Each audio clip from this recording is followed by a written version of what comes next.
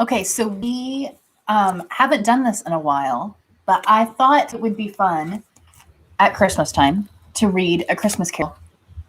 So I don't know if you know this, but one of the weird Victorian Christmas traditions was to tell ghost stories. And so A Christmas Carol by Charles Dickens is the most famous one that has stuck around. And it's a really short little novella, short little story. And it's a lot of fun. And so I don't think it'll take us more than about 3 nights to read. So my goal is that we read one ghost a night. And those of you that are familiar with maybe the movie but haven't, or any iteration of the movies, but haven't read the book, I think will enjoy the nuances of the other stuff. So we're going to read A Christmas Carol by Charles Dickens, a ghost story of Christmas. And my dog, who hates squeaky toys, is going to come over here and play with his squeaky toy because of course he is. Hi, buddy. Say hi to the people.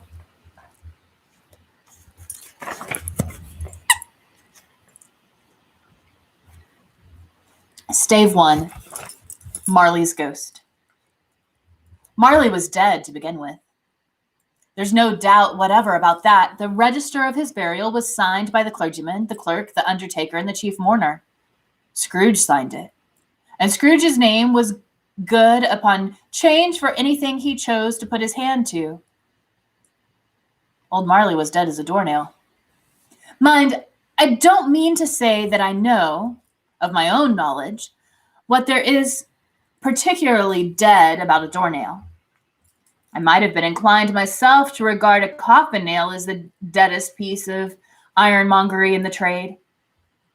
But the wisdom of our ancestors is in the simile, and my unhallowed hands shall not disturb it, or the country's done for. You will therefore permit me to repeat emphatically that Marley was dead as a doornail. Scrooge knew he was dead? Of course he did. How could he be otherwise? Scrooge and he were partners for I don't know how many years. Scrooge was his sole executor, his sole administrator, his sole assign, his sole residuary legatee, his sole friend, and sole mourner. And even Scrooge was not so dreadfully cut up by the sad event that he was an excellent man of business on the very day of the funeral, and solemnized it with an undoubted bargain. The mention of Marley's funeral brings me back to the point I started from. There is no doubt that Marley was dead. This must be distinctly understood, and nothing wonderful can come from the story I am going to relate. If we were not perfectly convinced that Hamlet's father died before the play began, there would be nothing more remarkable in his taking a stroll at night in an easterly wind upon his own ramparts than there would be in any other middle-aged gentleman rashly turning out after dark in a breezy spot, say St. Paul's churchyard, for instance, literally to astonish his son's weak mind. Scrooge never painted out old Marley's name. There it stood, years afterwards, above the warehouse door, Scrooge and Marley. The firm was known as Scrooge and Marley. Sometimes people new to the business called Scrooge Scrooge and sometimes Marley, but he answered to both names. It was all the same to him. Oh, but he was a tight-fisted hand at the grindstone, Scrooge. A squeezing, wrenching, gasping, scraping, clutching, covetous old sinner. Hard and sharp as flint, from which no steel had ever struck out generous fire, secret and self-contained and solitary as an oyster. The cold within him froze his old features, nipped his pointed nose, shriveled his cheek, stiffened his gait, made his eyes red, his thin lips blue, and spoke out shrewdly in his grating voice. A frosty rime was on his head and on his eyebrows and his wiry chin. He carried his own low temperature always about with him.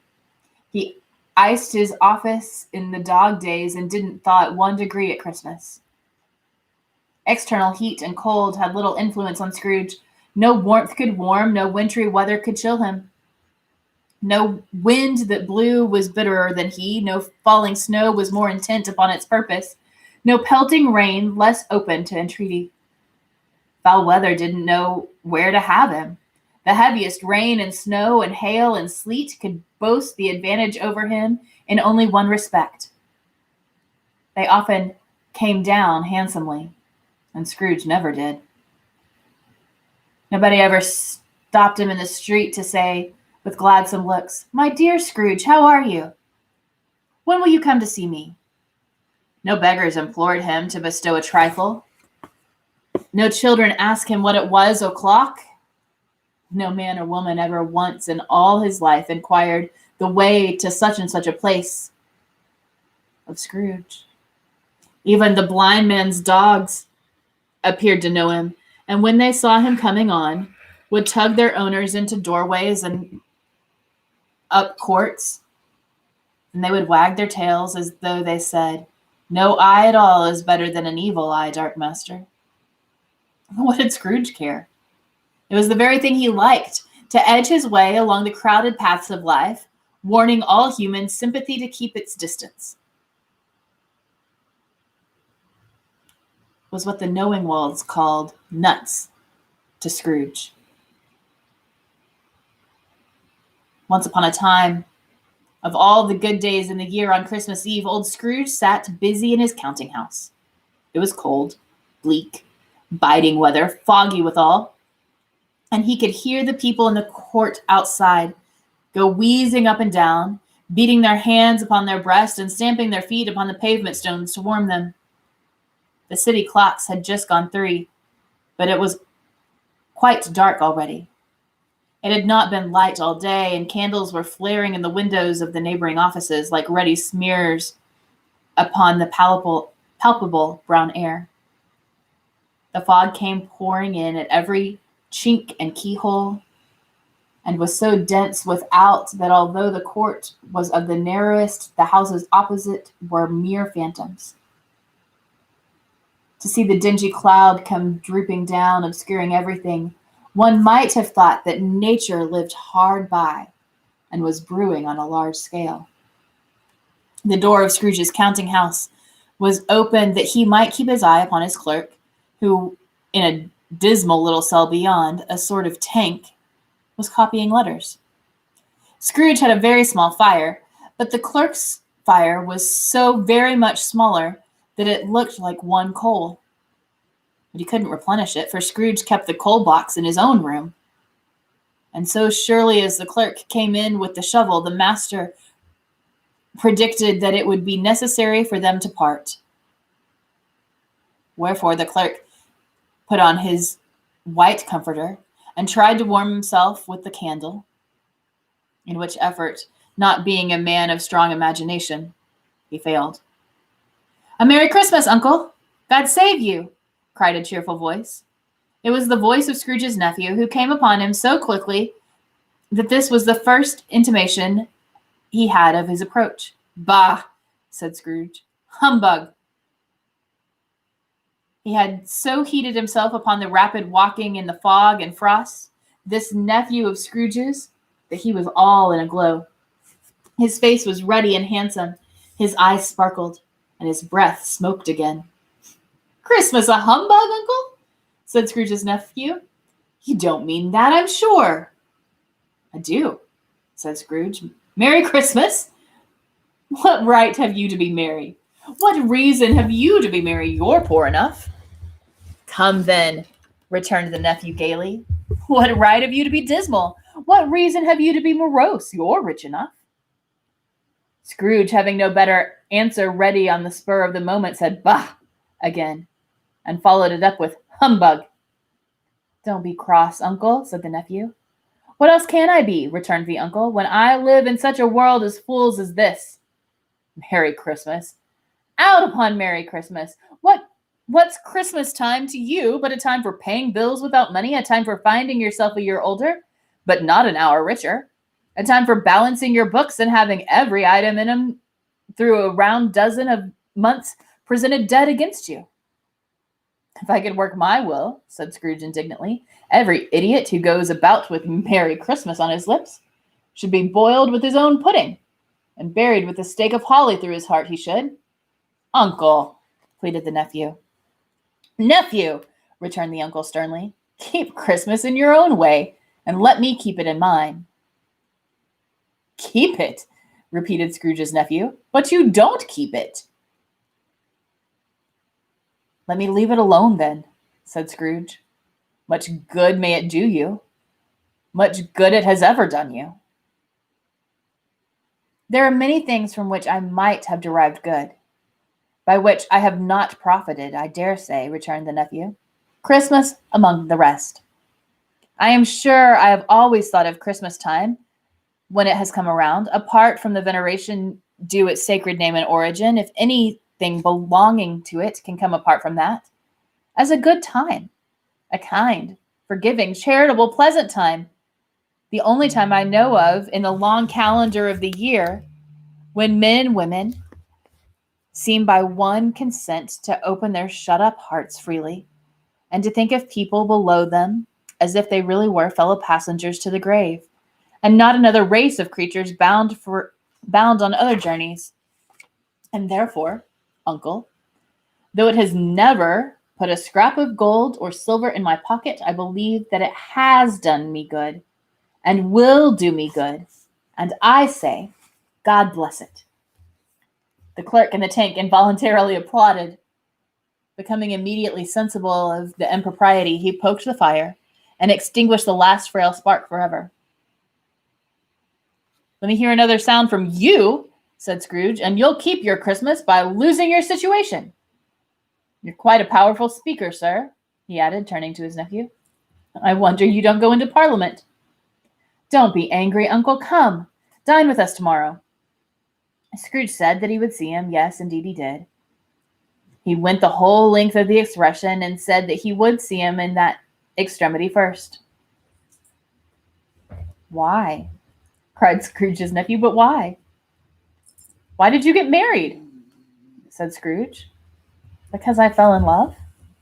Because you fell in love, growled Scrooge, as if that were the only one thing in the world more ridiculous than the Merry Christmas. Good afternoon. Nay, Uncle, but you never came to see me before that happened. Why give it as a reason for not coming on now? Good afternoon, said Scrooge. I want nothing from you. I ask nothing from you. Why can we not be friends? Good afternoon, said Scrooge. I am sorry, with all my heart, to find you so resolute. We have never had any quarrel, to which I have been a party. But I have made the trial in homage to Christmas, and I'll keep my Christmas humor to the last. So a Merry Christmas, Uncle. Good afternoon, said Scrooge. And a Happy New Year. Good afternoon, said Scrooge. His nephew left the room without an angry word, notwithstanding. He stopped at the outer door to bestow the greetings of the season to the clerk, who, cold as he was warmer than Scrooge, for he returned them cordially. There's another fellow, muttered Scrooge, who overheard him. My clerk with 15 shillings a week and a wife and a family talking about a Merry Christmas. I'll retire to Bedlam. This lunatic, in letting Scrooge's nephew out, had let 2 other people in. They were portly gentlemen, pleasant to behold, and now stood with their hats off in Scrooge's office. They had books and papers in their hands, and bowed to him. Scrooge and Marley's, I believe, said one of the gentlemen, referring to his list. Have I the pleasure of addressing Mr. Scrooge or Mr. Marley? Mr. Marley has been dead these 7 years, Scrooge replied. He died 7 years ago this very night. We have no doubt his liberality is well represented by his surviving partner, said the gentleman, presenting his credentials. It certainly was, for they had been 2 kindred spirits.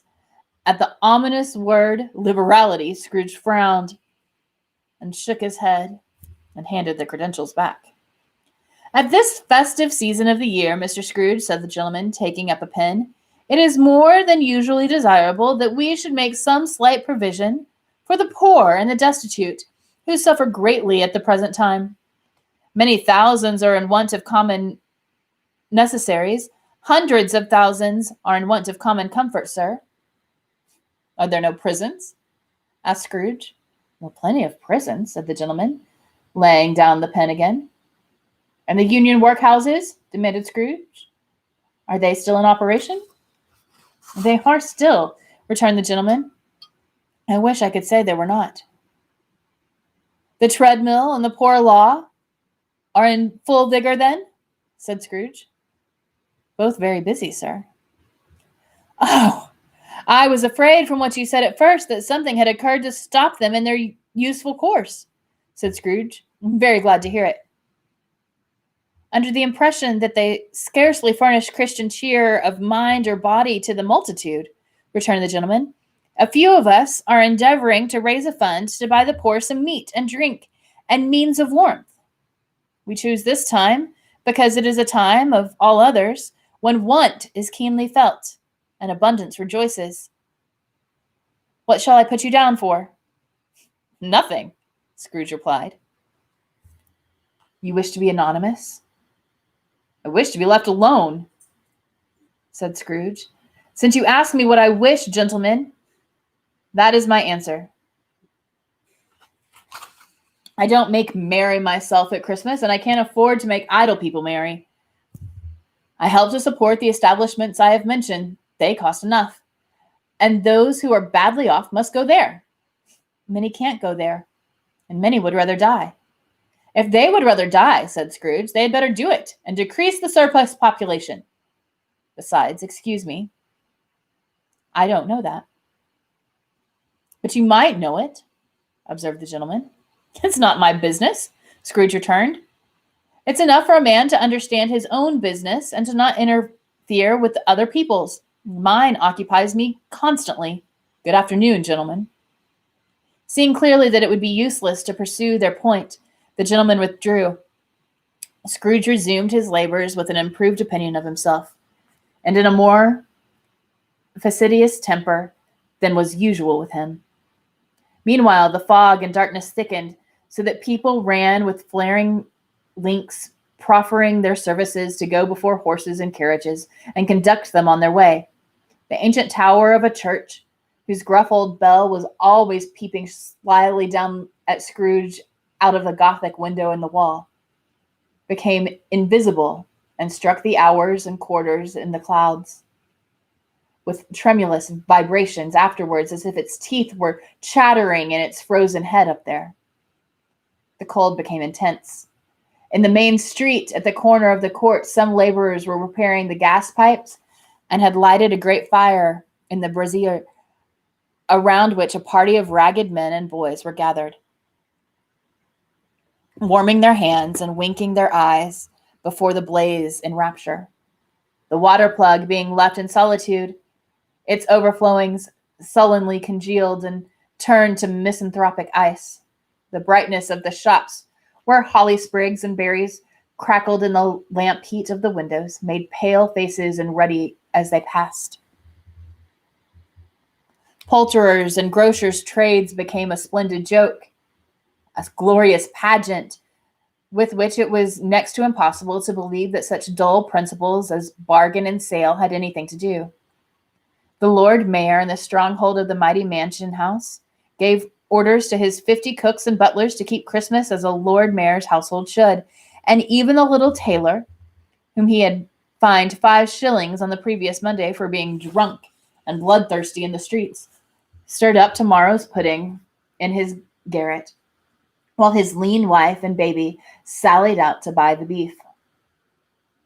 Foggier yet, and colder, piercing, searching, biting cold.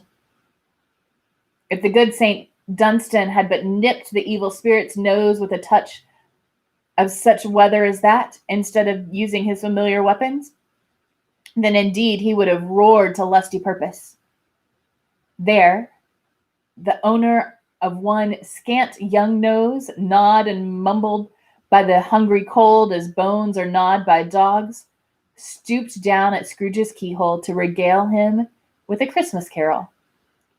But at the first sound of God God bless you, merry gentlemen, may nothing you dismay. Scrooge seized the ruler with such energy of action that the singer fled in terror, leaving the keyhole to the fog and even more congenial frost. At length the hour of shutting up the counting-house arrived.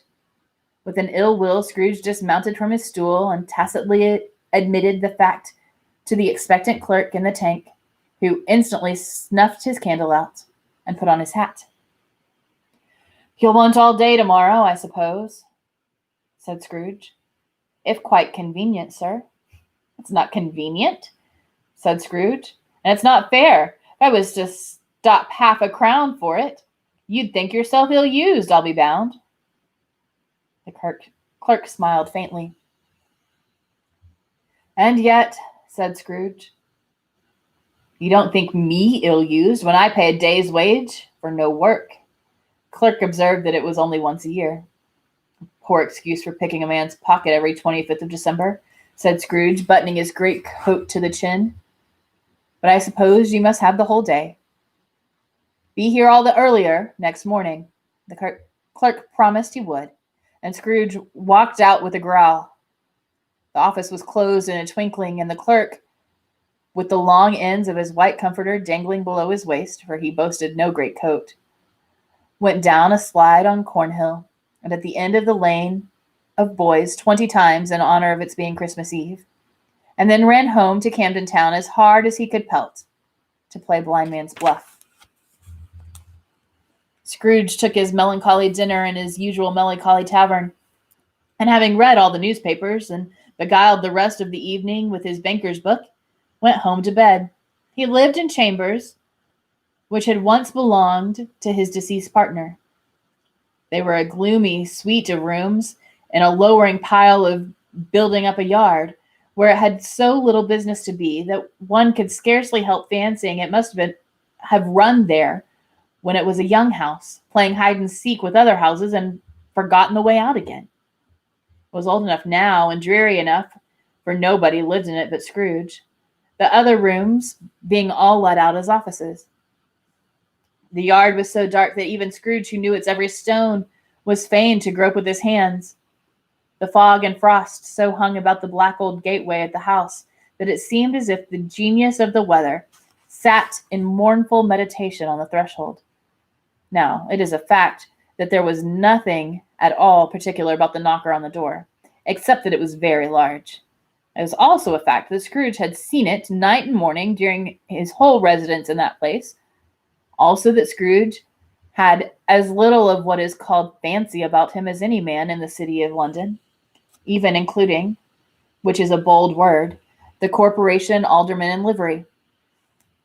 Let it also be borne in mind that Scrooge had not bestowed one thought on Marley since his last mention of his 7 years dead partner that afternoon. And then let any man explain to me, if he can, how it happened that Scrooge, having his key in the lock of the door, saw in the knocker, without its undergoing any intermediate process of change, not a knocker, but Marley's face. Marley's face. It was not in impenetrable shadow as the other objects in the yard were, but had a dismal light about it, like a bad lobster in a dark cellar. It was not angry or ferocious, but looked at Scrooge as Marley used to look, with ghostly spectacles turned up on its ghostly forehead. The hair was curiously stirred, as if by breath or hot air, and though the eyes were wide open, they were perfectly motionless. That, and its livid color, made it horrible. But its horror seemed to be in spite of the face and beyond its control rather than part of its own expression.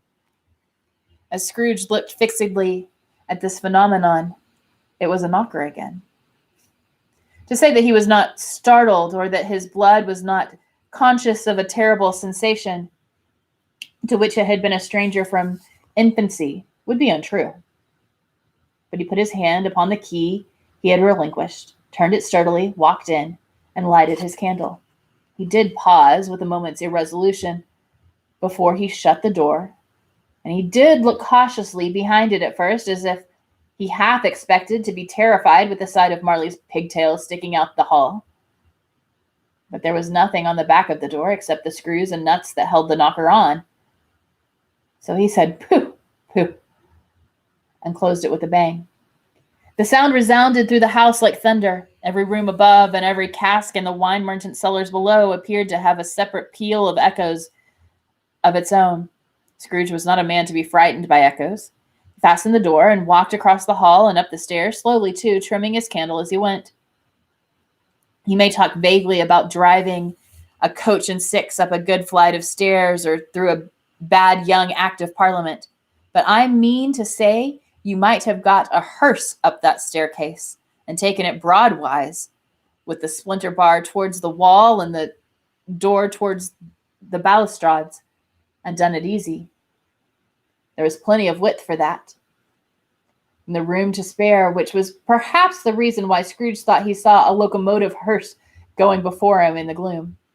Half a dozen gas lamps out of the street wouldn't have lighted the entry too well, so you may suppose that it was pretty dark in Scrooge's dip. Up Scrooge went, not caring a button for that. Darkness is cheap, and Scrooge liked it. But before he shut his heavy door, he walked through the rooms to see all was all right. He had just enough recollection of the face to desire to do that. Sitting room, bedroom, lumber room, all as they should be. Nobody under the table, nobody under the sofa, a small fire in the grate, spoon and basin ready, and the little saucepan of gruel. Scrooge had a cold in his head. Upon the hob. Nobody under the bed, nobody in the closet, nobody in his dressing gown, which was hanging up in a suspicious attitude against the wall. Lumber room as usual, old fire guard, old shoes, 2 fish baskets, washing stand on 3 legs, and a poker. Quite satisfied, he closed his door and locked himself in, double locked himself in, which was not his custom.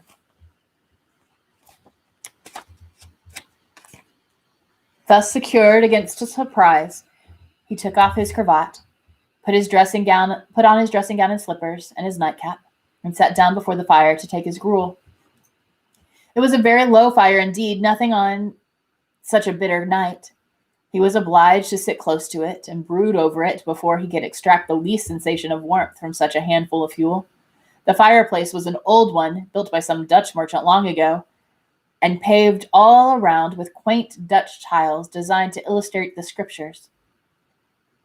There were Cains and Abels, Pharaoh's daughters, queens of Sheba, angelic messengers descending through the air on clouds like feather beds, Abraham's, Belshazzar's, apostles putting off to sea in butter boats, hundreds of figures to attract his thoughts, and yet that face of Marley, 7 years dead, came like that ancient prophet's rod and swallowed up the whole. If each smooth tile had been blank at first, with power to shape some picture on its surface from the disjointed fragments of his thoughts, there would have been a copy of old Marley's head on every one. "Humbug," said Scrooge, and walked across the room. After several turns, he sat down again. As he threw his head back in his chair, his glance happened to rest upon a bell, a disused bell that hung in the room and communicated for some purpose now forgotten with a chamber in the highest story of the building.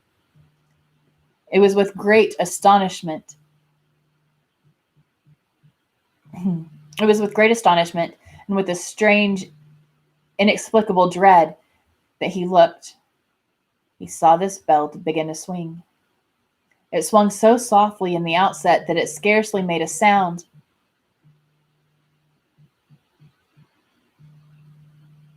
But it soon rang out loudly, and so did every bell in the house. This might have lasted a minute, half a minute, or a minute, but it seemed like an hour. The bells ceased as they began together. They were succeeded by a clanking noise deep down below, as if some person were dragging a heavy chain over the cask in the wine merchant cellar. Scrooge then remembered to have heard that ghosts in haunted houses were described as dragging chains.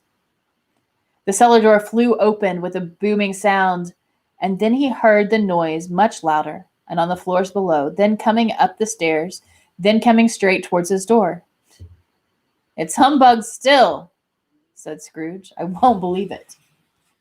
His color changed, though, when, without a pause, it came on through the heavy door and passed into the room before his eyes.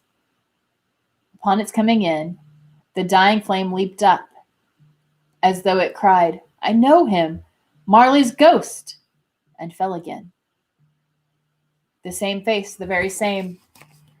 Marley in his pigtail, usual waistcoat, tights and boots, the tassels on the latter bristling, like his pigtail and his coat skirts and the hair upon his head.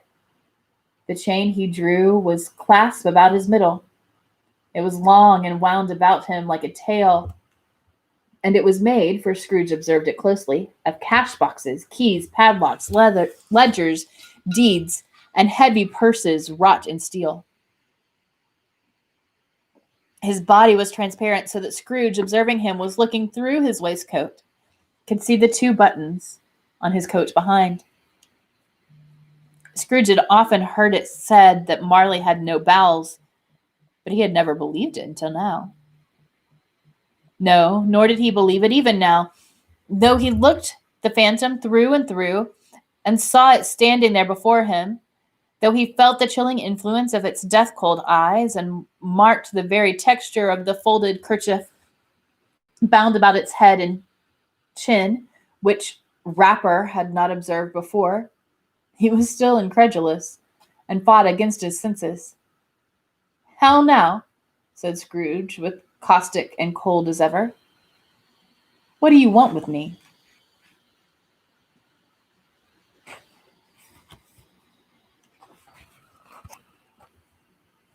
"Much."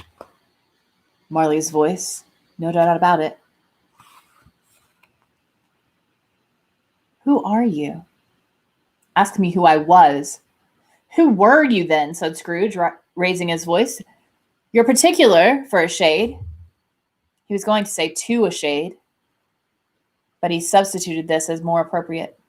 "In life, I was your partner, Jacob Marley." Can you sit down?" he asked Scrooge, looking doubtfully at him. "I can." "Do it then." Scrooge asked the question because he didn't know whether a ghost so transparent might find himself in a condition to take a chair, and felt that in the event of its being impossible, it might involve the necessity of an embarrassing explanation. But the ghost sat down the opposite side of the fireplace as if it were quite used to it. "You don't believe in me," observed the ghost. "I don't," said Scrooge. "What evidence would you have of my reality beyond your senses?" "I don't know," said Scrooge. "Why do you doubt your senses?" "Because," said Scrooge, "a little thing affects them. A slight disorder of the stomach makes them cheats. You may be an undigested bit of beef, a blot of mustard, a crumb of cheese, a fragment of an undone potato. There's more of gravy than the grave about you, whatever you are." Scrooge was not much in the habit of cracking jokes, nor did he feel in his heart by any means waggish then. The truth is that he tried to be smart, as a means of distracting his own attention, and keeping down his terror, for the spectre's voice disturbed the very marrow of his bones. To sit, staring at those fixed, glazed eyes, in silence for a moment, would play, Scrooge felt, the very deuce with him. There was something very awful, too, in the spectre's being provided with an infernal atmosphere of its own. Scrooge could not feel it himself, but this was clearly the case, for though the ghost sat perfectly motionless, his hair and skirts and tassels were still agitated by its hot vapor from the oven. "See this toothpick?" said Scrooge, returning quickly to the charge, for the reason just assigned, and wishing, though it were only a second, to divert the vision's stony gaze from himself. "I do," replied the ghost. "You are not looking at it," said Scrooge. "But I see it," said the ghost, notwithstanding. "Well," returned Scrooge, "I have but to swallow this, and be for the rest of my days persecuted by a legion of goblins, all of my own creation. Humbug, I tell you, humbug!" At this the spirit raised a frightful cry and shook its chain with such a dismal and appalling noise that Scrooge held it tight to his chair. to save himself from falling in a swoon. But how much greater was his horror when the phantom, taking off the bandage round its head, as if it were too warm to wear indoors, its lower jaw dropped upon its breast. Scrooge fell upon his knees and clasped his hands before his face. "Mercy," he said, "dreadful apparition! Why do you trouble me?" "Man of the worldly mind," replied the ghost, "do you believe in me or not?" "I do," said Scrooge. "I must. But why do spirits walk the earth, and why do they come to me?" "It is required of every man," said the ghost. The ghost returned, "that the spirit within him should walk abroad among his fellow men and travel far and wide. And if that spirit goes not forth in life, it is condemned to do so after death. It is doomed to wander through the world, oh, woe is me, and witness what it cannot share, but might have shared on earth, and turn to happiness." Again the spectre raised a cry and shook its chain and wrung its shadowy hands. "You are fettered," said Scrooge, trembling. "Tell me why." "I wear the chain I forged in life," replied the ghost. "I made it link by link and yard by yard. I girded it on of my own free will, and of my own free will I wore it." "Is its pattern strange to you?" Scrooge trembled more and more. "Or would you know," pursued the ghost, "the weight and length of the strong coil you bear yourself? It was full, as heavy, and as long as this 7 Christmas Eves ago. You have labored on it since. It is a ponderous chain." Scrooge glanced about him on the floor in expectation of finding himself surrounded by some 50 or 60 fathoms of iron cable. But he could see nothing. "Jacob," he said imploringly. "Old Jacob Marley, tell me more. Speak comfort to me, Jacob." "I have none to give," the ghost replied. "It comes from other regions, Ebenezer Scrooge, and is conveyed by other ministers to other kinds of men. Nor can I tell you what I would. A very little more is all permitted to me. I cannot rest, I cannot stay, I cannot linger anywhere. My spirit never walked beyond our counting house. Mark me, in life my spirit never roved beyond the narrow limits of our money-changing hole, and weary journeys lie before me." It was a habit with Scrooge, whenever he became thoughtful, to put his hands on his breeches pockets. Pondering on what the ghost had said, he did so now, but without lifting his eyes or getting off his knees.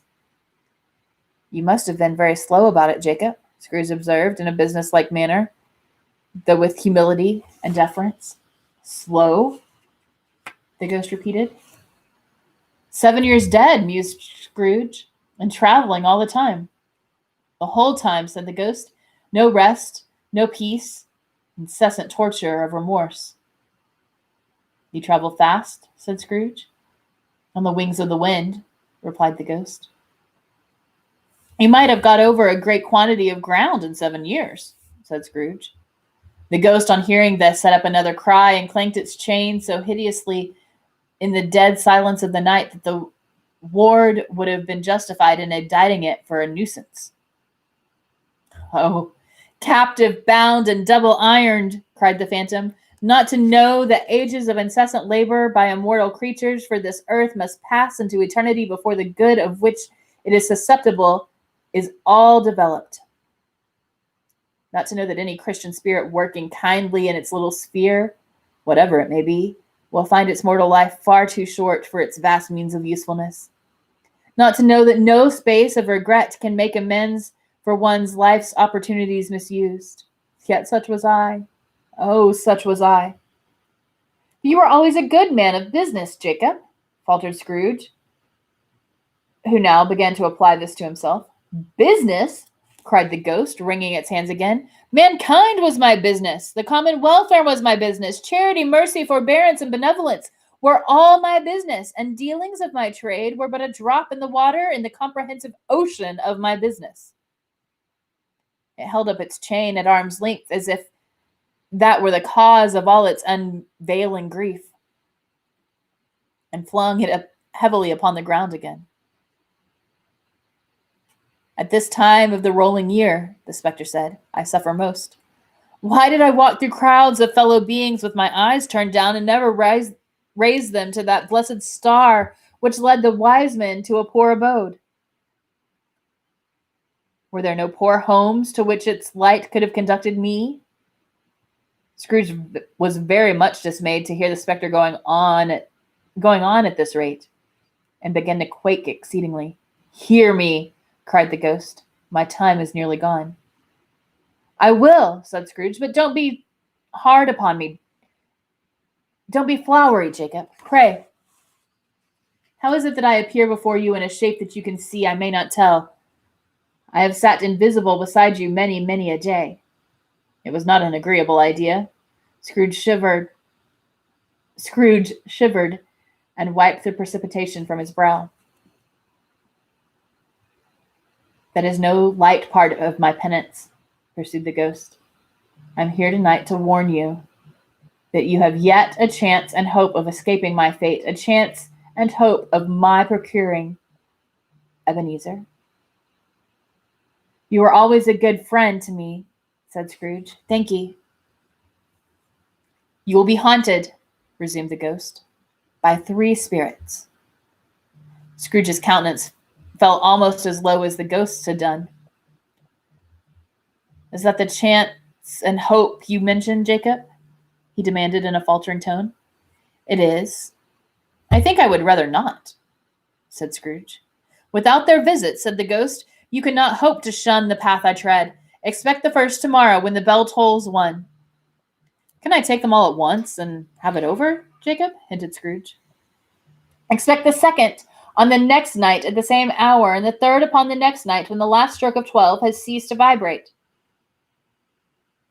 Look to see me no more, and look that for your own sake you remember what has passed between us." When he had said these words, the spectre took its wrapper from the table, bound it round its head as before. Scrooge knew this by the smart sound its teeth made when the jaws were brought together by the bandage. He ventured to raise his eyes again and found his supernatural visitor confronting him in an erect attitude, with its chain wound over it and about its arm. The apparition walked backward from him, and at every step it took, the window raised itself a little, so that when the spectre reached it, it was wide open. It beckoned Scrooge to approach, which he did. And when they were within 2 paces of each other, Marley's ghost held up its hand, warning him to come no nearer. Scrooge stopped, not so much in obedience as in surprise and fear, for on the raising of his hand, he became sensible of confused noises in the air, incoherent sounds of lamentation and regret, wailings inexpressibly sorrowful and self-accusatory. The spectre, after listening for a moment, joined in the mournful dirge and floated out upon the bleak, dark night. Scrooge followed to the window. Desperate in his curiosity, he looked out. The air was filled with phantoms, wandering hither and thither in restless haste and moaning as they went. Every one of them wore chains like Marley's ghost. Some few, they might be guilty governments, were linked together. None were free. Many had been personally known to Scrooge in their lives. He had been quite familiar with one old ghost in a white waistcoat with a monstrous iron safe attached to his ankle, who cried piteously at being unable to assist a wretched woman with an infant, whom it saw below upon a doorstep. The misery with them all was, clearly, that they sought to interfere for good in human matters, and had lost the power there forever. Whether these creatures faded into mist or mist enshrouded them, he could not tell. But they and their spirit voices faded together, and the night became as it had been when he walked home. Scrooge closed the window and examined the door by which the ghost had entered. It was double locked, as he had locked it with his own hands, and the bolts were undisturbed. He tried to say humbug, but stopped at the first syllable, and being, from the emotion he had undergone, or the fatigues of the day, or his glimpse in the invisible world, or the dull conversation with the ghost, or the lateness of the hour, much in need of repose. He went straight to bed, without undressing, and fell asleep upon the instant. We'll see you tomorrow.